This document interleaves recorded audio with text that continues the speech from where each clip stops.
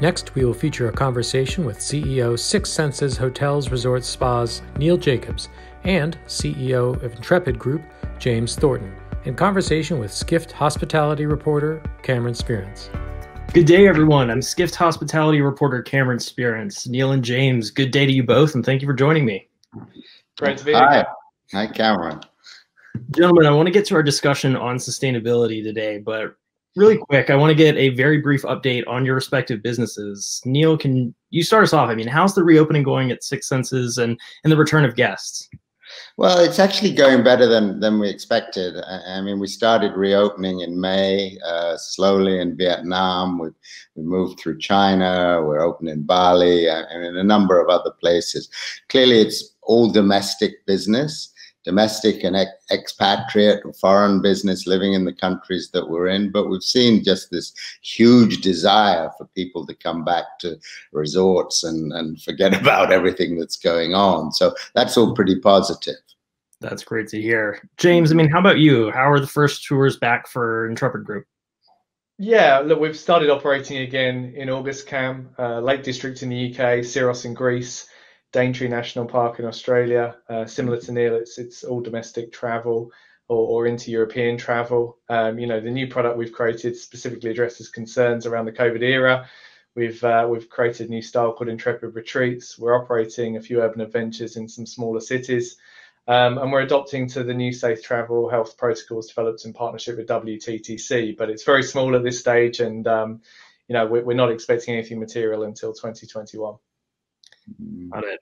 Well, Neil, I'd like to start with you. I mean, Six Senses has been just such an industry leader with respect to sustainability, but I mean, given the pandemic, do you have any sense that this could impact consumer behavior, especially in this realm that you operate in? I think, you know, I mean, it's a question that comes up and it's asked a lot, but I think in our case, it's almost the contrary to that.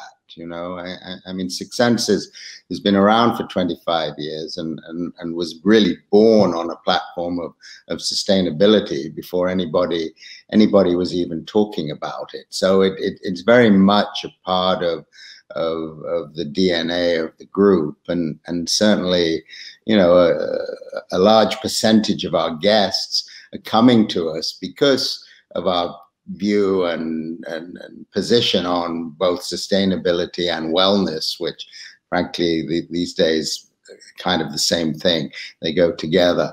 So we see that there's an even greater desire to come to a property that really believes in sustainability. Now, certain aspects and covering of food and you know, use of plastic and so on, we're seeing that that's maybe increasing in certain places, but we've taken a really strong position on that. You know, from a food perspective, everything we do is fresh, is organic anyway. So we're just cooking in small quantities and we're very careful how we present it. So there's no great need to cover everything with cling film and do all these things that perhaps some other people, some other groups are doing. Yeah, definitely. James, pivoting to you, I mean, Intrepid is known for its purposeful travel mindset, and a letter you posted earlier this year really stuck with us during the worst of the crisis. You noted Intrepid only makes 4% off each trip, while 96% of the rest of the revenue goes to the experience, paying suppliers, paying staff. Does this pandemic and the worst year for travel on record change your own business model going forward? Yeah, no, I don't think it changes our own business model materially. I think the way in which travel will return initially will be ultra local over international. I think you're going to see more and more solo and tailor-made travel initially over group travel. And I think you're going to see more of a movement towards active and wellness experiences initially, because we've all been cooped up at home, haven't we? So I don't think it changes the fundamentals of the business model. I think as an entrepreneurial business, you know, Intrepid continues to evolve its new product styles. You know, we've launched this new local travel style over the course of the last 3 or 4 months. We've accelerated development of our tailor-made programs. So, you know, we've developed and moved with the changes that have occurred, but I don't think it changes the fundamental of what we are, which is that leader in sustainability, providing fantastic sustainable experience for its travel to hundreds of thousands of consumers around the world. And I know you mentioned you expect more significant numbers in 2021, James, but I mean, this idea, to both of you, of staying local, I mean, do you think that's going to change drastically next year, or do you think that's a legacy here to stay for a little bit?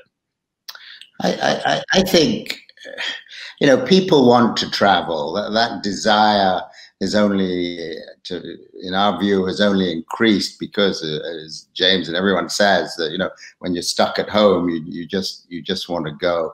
So that desire is strong. The pent-up demand is huge. I think that, you know, as borders open, some of that domestic travel is going to go elsewhere, and hopefully that's going to be compensated by international travel that's coming in. So I really don't believe that's going to change. I think that what we do, what James does, it has a greater consciousness or a greater mindfulness around it, and actually believe that what we do is more relevant than ever, certainly more so than it was 6 months ago or 9 months ago. And these platforms of wellness and sustainable and mindful travel just are resonating even more so with our guests and our customers as a result of COVID. So to us, that's certainly the good piece that's come out of this pandemic. Definitely. And James, do you have anything to add here about your outlook on local travel? Yeah, look, absolutely. For us, Neil, we're a very global business, very similar to Neil's. So we're seeing that, you know, the Northern Hemisphere, there's going to be a greater propensity to travel in the summer of 2021.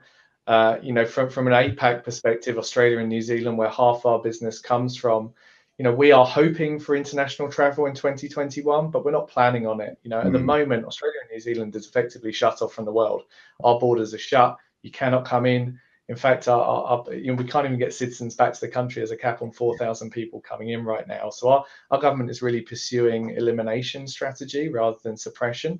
So we will see domestic tourism strongly prevalent down here in Australia. We've already seen when domestic borders have opened, and by that I mean between the different states, 20-kilometre queues at borders.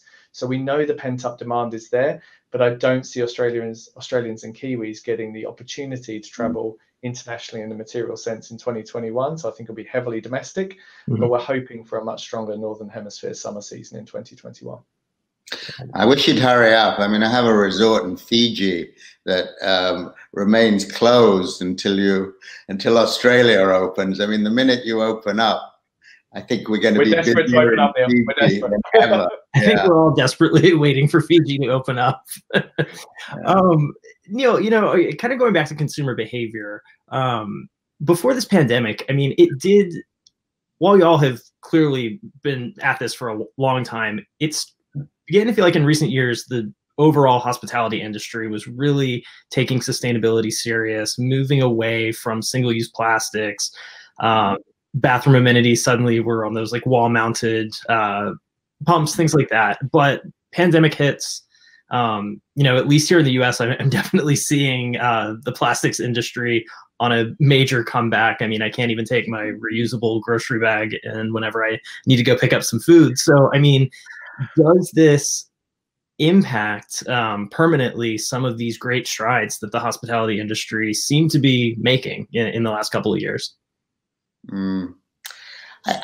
I believe that it's what you're going through, what you just described is an American thing, actually, because we're not experiencing that. We don't experience it in Europe, in our properties there, nor in Asia. And maybe that's because we have such a strong point of view, particularly around plastic, that, you know, there really is no compromise for us. I mean, you know, we have an initiative to be plastic free by 2022, and we've just signed up with the Global Tourism Plastics Initiative. So I mean, it's a subject that's really, really, really dear to us. But we're not seeing that. I mean, you know, we make, for example, with us, there's no bottled water at a Six Senses, and not only no plastic bottled water, but no Perrier or San Pellegrino or whatever, because of carbon footprint. So we make all our own water. Mm-hmm. And, you know, I know that in America, US point of view sometimes is, oh, that's a little dangerous. We're not so sure about that. But really, we're not feeling that at all. On the contrary, our guests are very appreciative of the fact that we've taken this position, and clearly we have hygiene methods in place, and we're doing everything that we could possibly do, you know, around those measures to protect people from anything that could go on. But it's not impacting, in our experience throughout the group, the guest position around materials. Yeah. Interesting. James, you know, I'd like to bring you in here. Do you think downturns like this have the potential of sweeping sustainability efforts under the rug as a priority for the greater travel industry? It's an interesting question, Cam. It's one I've been asked a lot, and I just fundamentally disagree with it, because it's the notion that sustainability can't equal fiscal success. And as Intrepid has proven over the course of 31 years, and certainly in the last 4 years, the more we grow, the more we do good things in the purpose space, the more good things we do in the purpose and sustainability space, the more that helps us profitably grow. And you know, we have tangible evidence to prove that. I can recognise that with COVID going on, you know, we mustn't lose sight of, you know, the broader sustainability issues, and particularly climate change. You know, we're seeing the extreme impacts, aren't we, of extreme weather. You're seeing it in California and Oregon at the moment. We saw it in Australia at the start of the year. And I think the one thing I keep trying to drum into people is that there'll be no vaccine for climate change when the time comes, like there may very well be soon for COVID. And so, you know, before COVID brought the world and the travel industry to its knees, tourism accounted for roughly 8% of the world's carbon emissions. And, you know, while the pandemic has disrupted our industry hugely, it's also provided us with the opportunity to reassess our actions and commit to being better. And we've got to use this time to challenge ourselves to emerge from the crisis better than we were before, to be more sustainable and be more ethical and be more responsible. And I think we're seeing some small positive signs, aren't we? You know, not just from companies, but also from governments. Governments are starting to listen in some countries. I was encouraged by the moves that the French government made with Air France in bailing them out and stipulating that they have to reduce domestic emissions by 50% by 2024. They have to have targets on their carbon kilometers per passenger that they must meet, and they must be using a percentage of biofuels in 10 years' time. So I think everyone's got a role to play, the consumer, business, and government, in terms of pulling together to ensure that we can have a more sustainable industry that doesn't have to come at the sacrifice of physical success. Mm. Yeah, I mean, Neil, kind of following up and building upon that, I mean, we all have seen the photos of suddenly life during this pandemic is actually been a kind of a literal fresh air for the greater world. And I mean, people are liking the greater visibility, et cetera. I mean, is there opportunity here to expand your own mission as well as just kind of travel's greater sustainability mission? Mm. Well, I mean, from a higher, you know, higher level, I'm, it sounds strange, but I'm actually more excited than ever about the future of sustainable practice, because I mean, you know, even as James was saying, the consciousness is greater, I think, than it's ever been before. You know, if we were having this conversation even 5 years ago, I would probably be saying something completely different. But the train has left the station. You know, that there is no going back on this. And even though there may be some politicians or some other reasons that say, people that say otherwise, it's the reality, and people care, and the movement is there, and we are moving forward, you know, with this as a big a big movement or as a big initiative, it's just gonna move. We've taken the view during the pandemic. I mean, we've done a lot of new programming around sustainability and particularly wellness. We've elevated, each property has a sustainability manager, which is kind of unusual for a hotel group. Often it's a GM's assistant who runs a monthly green team meeting, but each of our properties has a manager. We've elevated that position within the organization that pretty much has them sitting, they're sitting on the executive committee of the hotel. Every decision made at leadership level within our organization has a sustainability point of view as part of that decision-making process. So our sustainability folks are really partners in the business in every single aspect. And that's the way it needs to be if you are going to make a difference, because they can't function in their own little silo trying to do their own thing. It has to cross the whole organization. It has to be a huge cultural piece of the organization and be part of the DNA.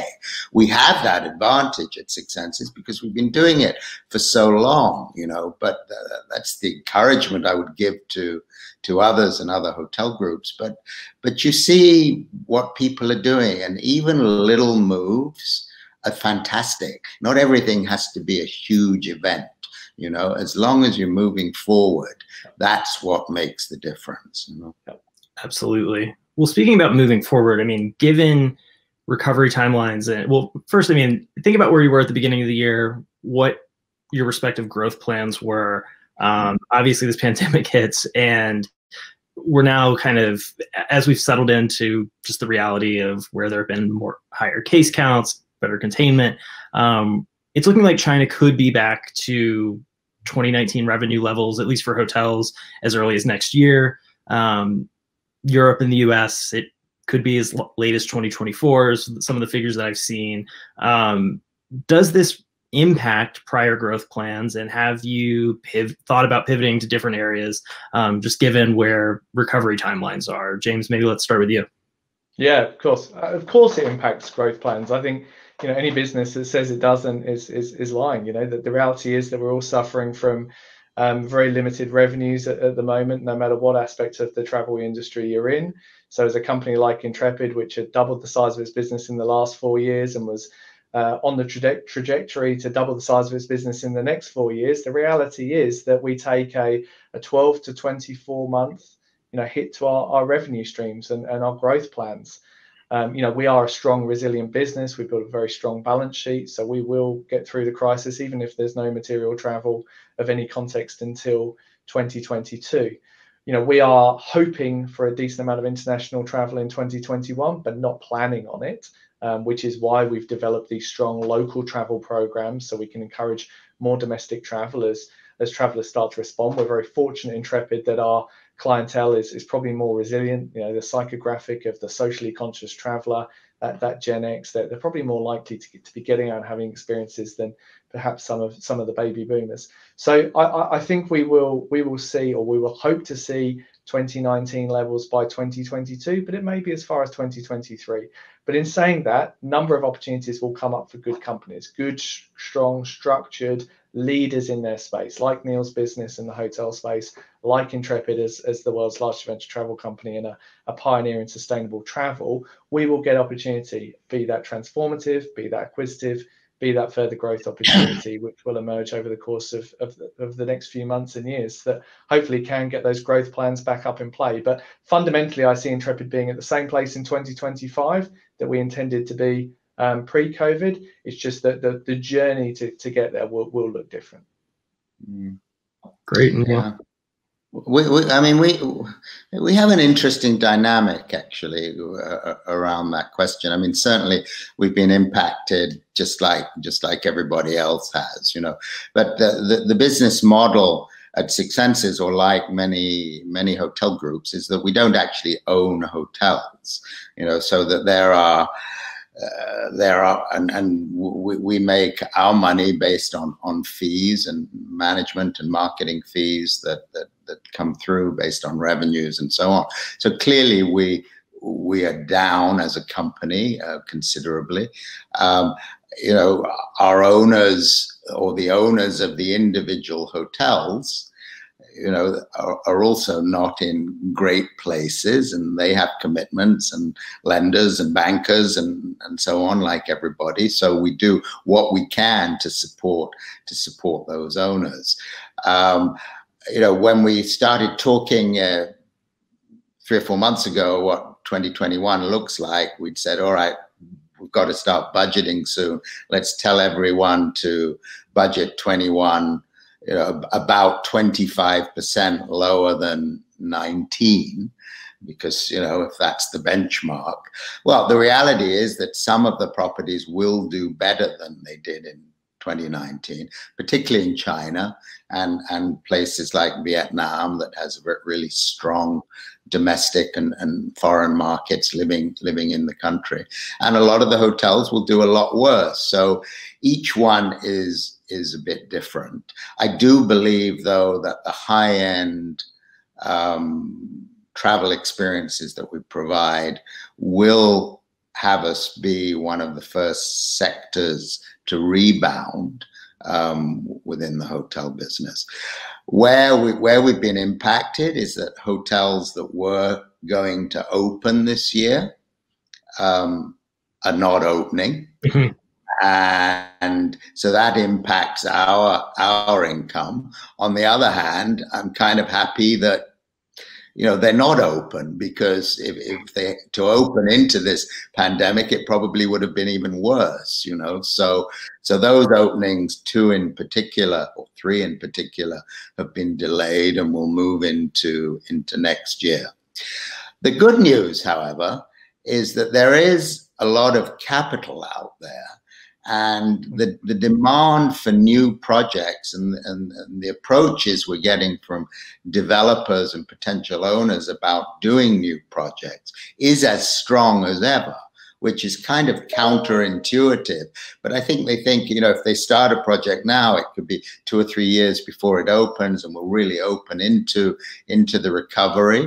So people are ready to make those moves, and they're coming to us because of our position around wellness and sustainability, because the markets are seeing that's more, as I said earlier, that it's probably more relevant than ever before in this post-COVID world. So that side of it is really good for our business. Great. Real quick, last rapid fire question, minute left. Looking to James's 2025 note, we're on the other side of this. What are you each, very briefly, most hopeful for looking ahead? From my perspective, Cam, we shouldn't be aspiring for things to go back to normal, but really rather trying to work to redefine what normal means. And as an industry, we've got to use this really rare chance to think about how we travel and how we can aim to be more ethical and sustainable travelers and global citizens in the future. And it's up to all of us to be more conscientious, globe-trotting individuals. It's truly the obligation and responsibility of businesses in the travel sector to make regenerative and sustainable tourism easier for consumers, and to make it the norm, not just on isolated parts of the travel industry, but on every aspect of the supply chain. The future of travel needs to be more sustainable and more fair for all, and that's hopefully what Intrepid will lead, and I'm sure Neil's business will too. Definitely. Neil, very briefly, what can I get from you? I agree entirely. It's about taking what we do in sustainability and wellness and going broader and deeper and creating more programming, even around things such as compassion and gratitude, and bringing different concepts into our wellness story, and just continuing our sustainability mission as hard as we possibly can. Excellent. Well, Neil Jacobs, James Thornton, thank you both, and thanks to our audience for tuning into this panel of Skift Global Forum. It's been a pleasure. Thanks, everybody. Thanks, y'all. Thank you. Bye.